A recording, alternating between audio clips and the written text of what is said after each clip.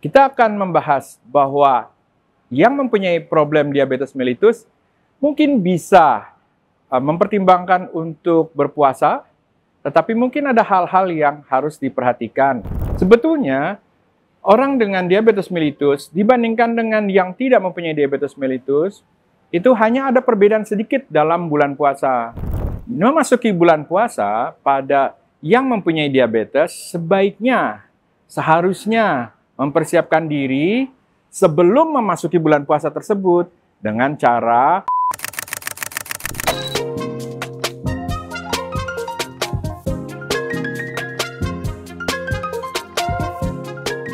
Assalamualaikum warahmatullahi wabarakatuh. Hai Sobat DRV yang saya cintai.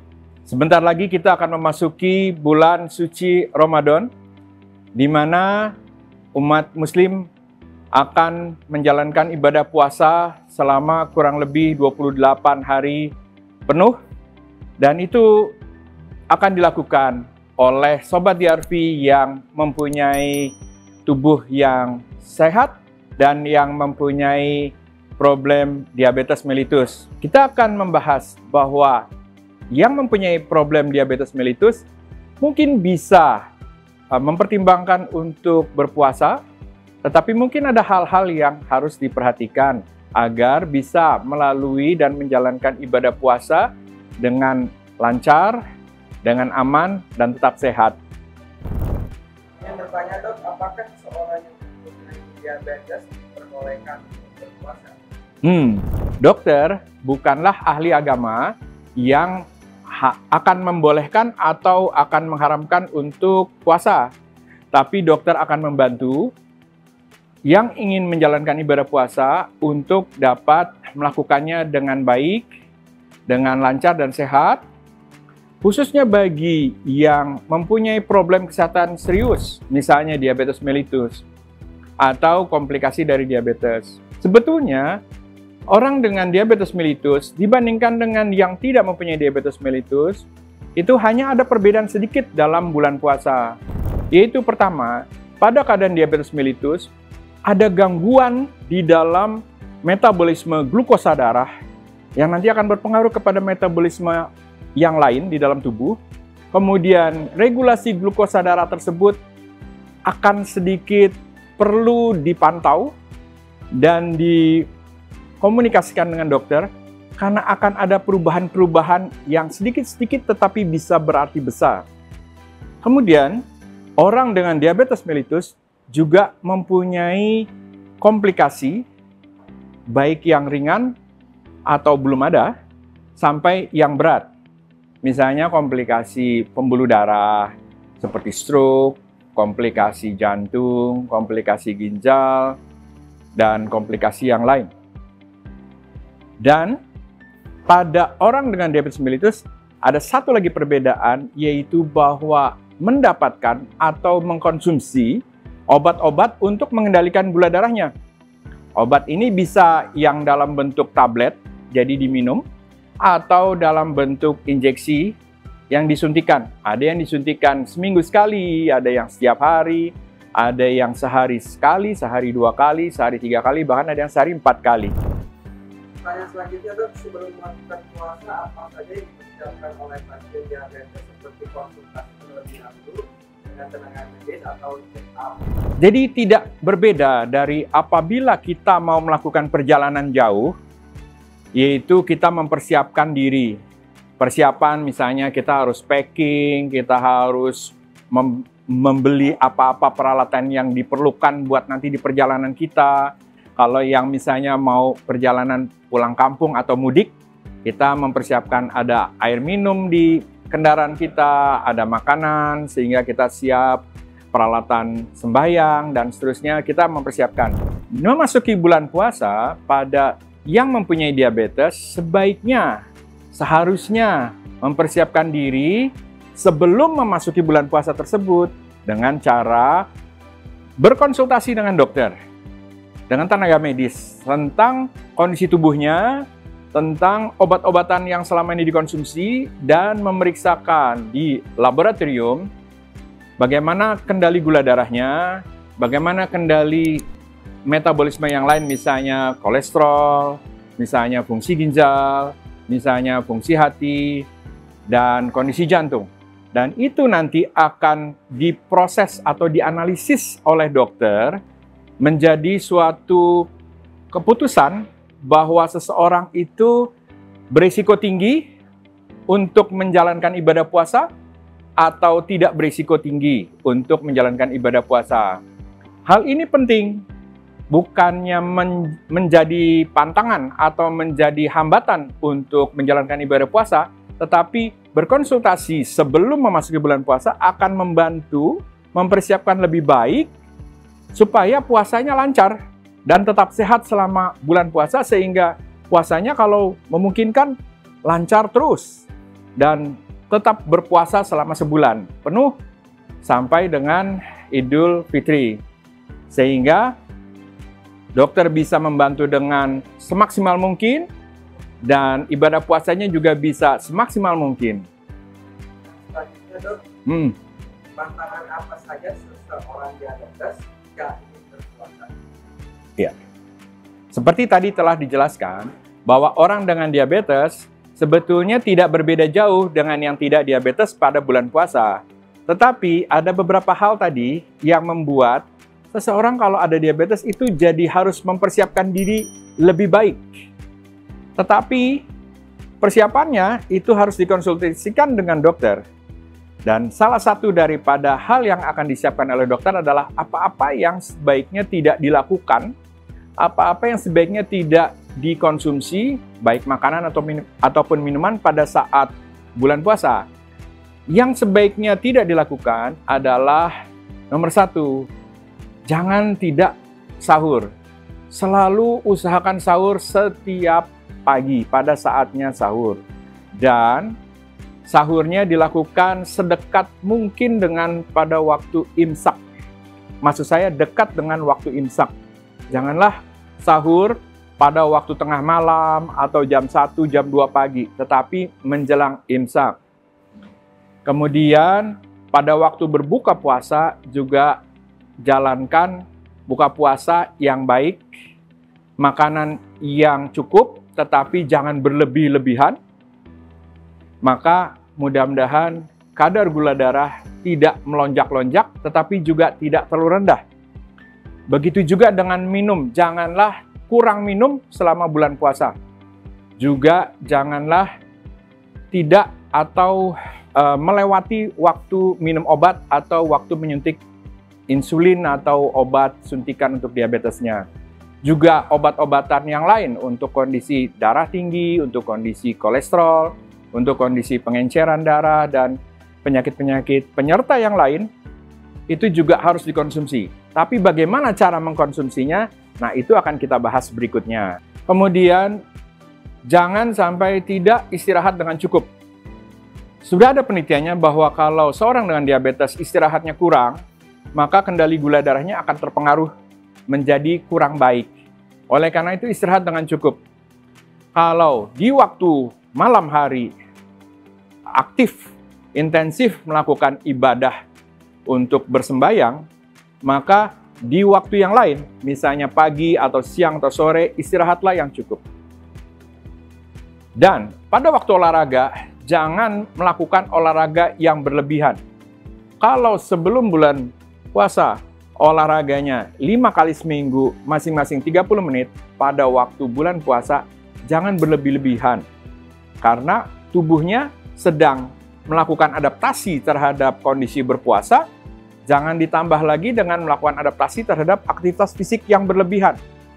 Jadi aktivitas fisik diharapkan tidak berlebihan dibandingkan dengan sebelum bulan puasa. Dan jangan lupa untuk memantau kadar gula darah, khususnya bagi umat muslim yang diabetes yang menggunakan insulin atau menggunakan obat-obat tablet yang rumit, misalnya 2, 3, atau 4 macam obat tablet untuk mengendalikan gula darahnya.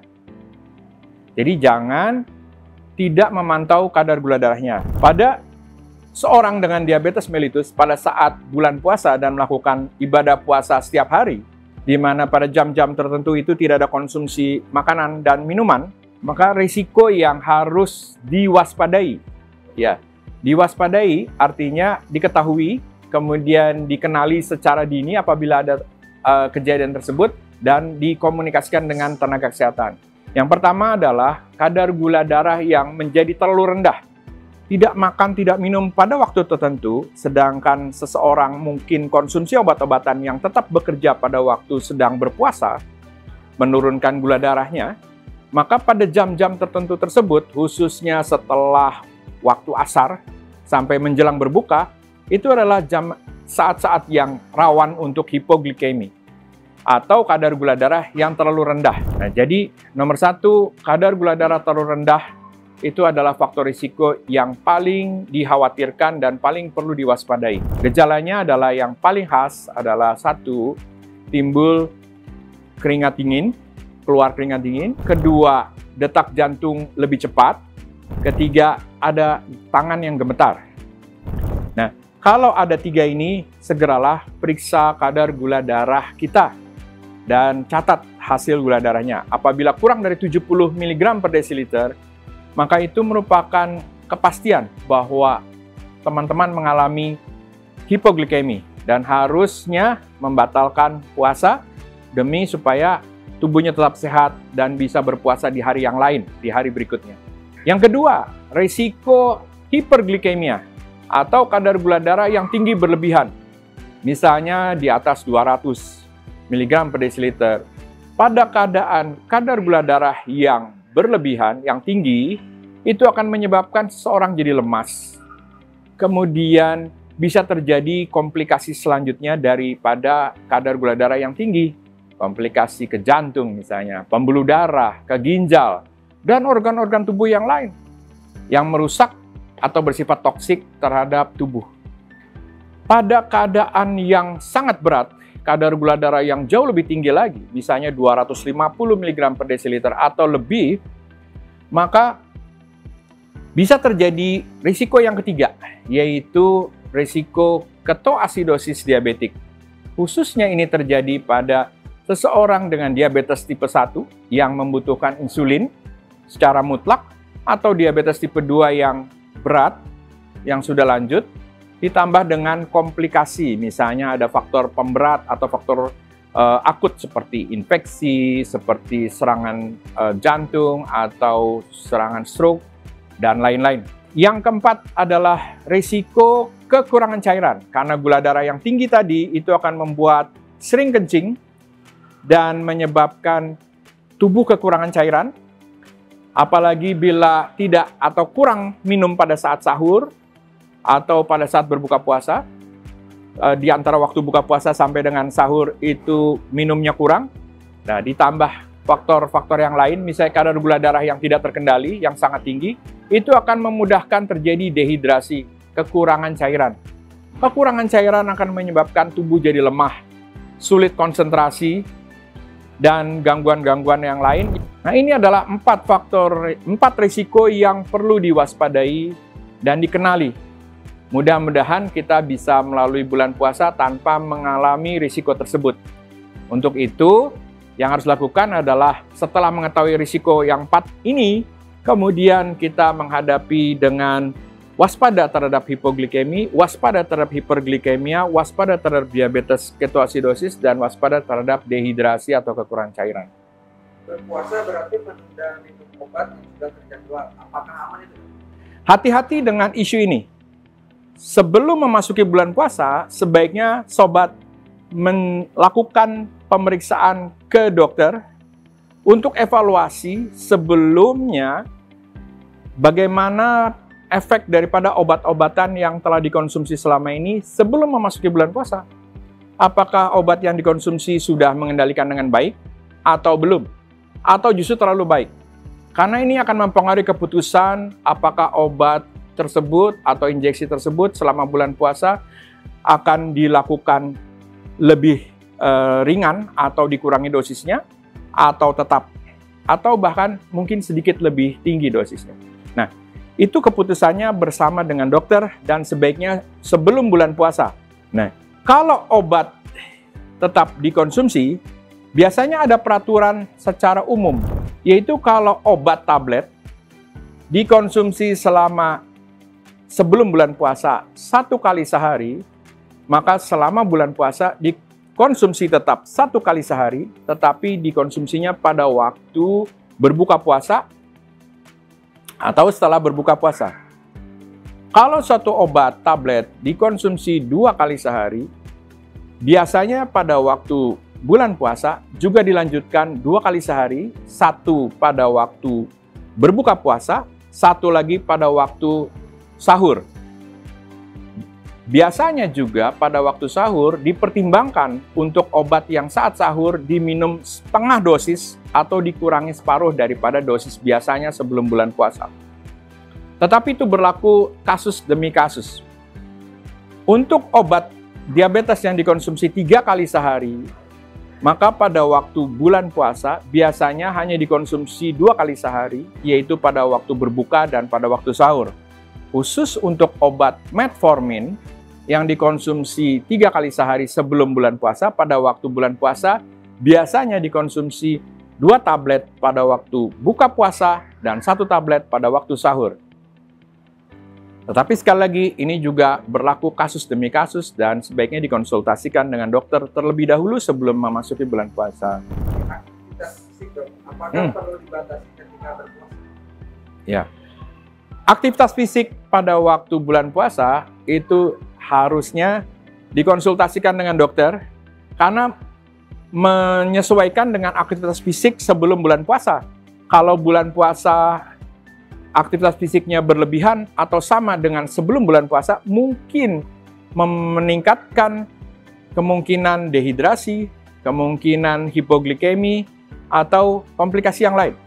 Karena diabetes kan juga bersama-sama dengan kadar gula darah, dia juga mengikut sertakan masalah tekanan darah, masalah lipid atau kolesterol, masalah jantung dan ginjal, dan lain-lain. Oleh karena itu, sebaiknya olahraga dikonsultasikan dengan dokter karena tubuh seseorang dengan orang lain itu berbeda-beda. Secara umum, prinsipnya adalah olahraga yang berat itu dibatasi pada saat bulan puasa. Ingat bahwa aktivitas beribadah yang biasanya lebih intens pada saat malam hari di bulan puasa itu juga merupakan semacam olahraga. Bisa dikatakan seperti ekivalensi daripada olahraga yang intensitasnya ringan sedang. Misalnya sholat taraweh, ada yang sampai 20 lebih rakaat, itu akan menjadi pertimbangan sebagai bagian daripada aktivitas fisik sehari-hari. Olahraga yang dilakukan pada waktu siang hari, baik karena kebiasaan atau pada waktu sebagai bagian daripada karir, misalnya olahragawan profesional, itu harus dikonsultasikan dengan dokter karena ada risiko kekurangan cairan,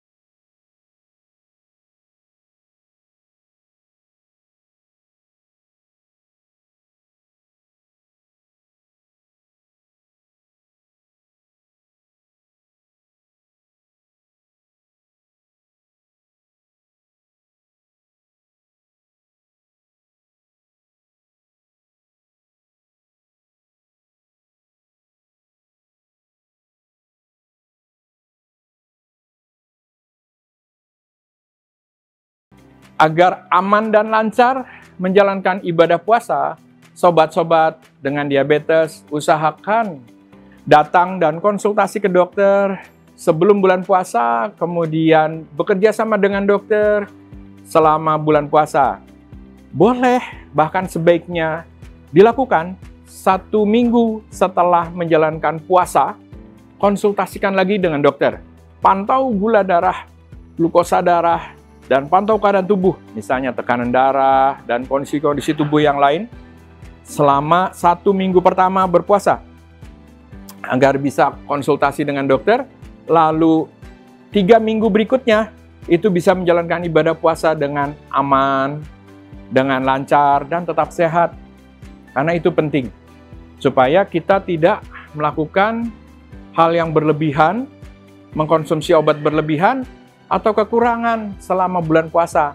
Begitu juga dengan olahraganya, begitu juga dengan dietnya, agar pola makannya itu seimbang, sesuai dengan kebutuhan tubuh.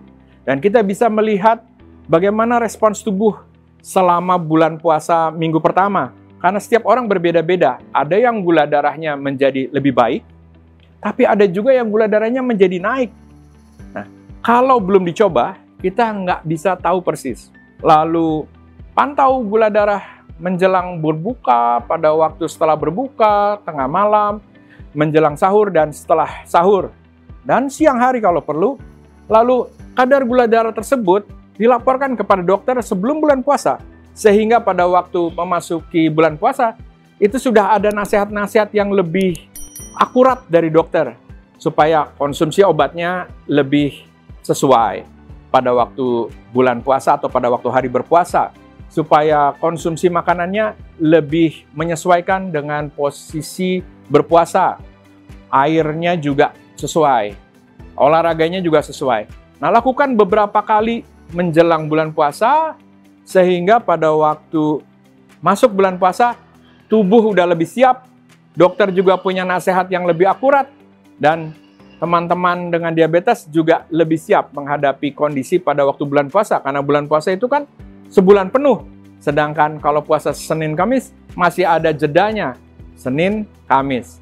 Selasa Rebo masih bisa evaluasi. Semoga ini bermanfaat dan semoga ibadah puasa dari kita semua, dari sobat-sobat, diridhoi Allah Subhanahu wa Ta'ala dan bisa berjalan dengan lancar, menjadi berkah bagi kita semua. Salam sehat.